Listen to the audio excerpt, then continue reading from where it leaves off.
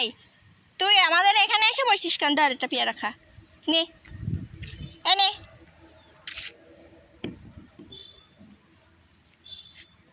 আনিশা এটা নিবি?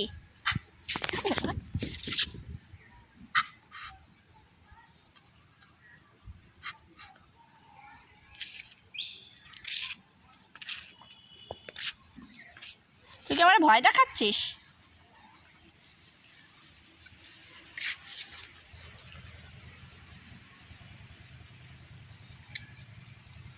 যা ওই গাছে যে ওঠ, যা দে, লাভ দে।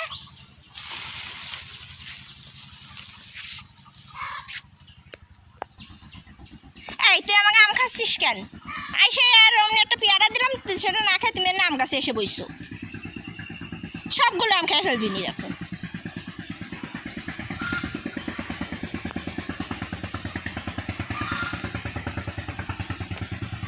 যা,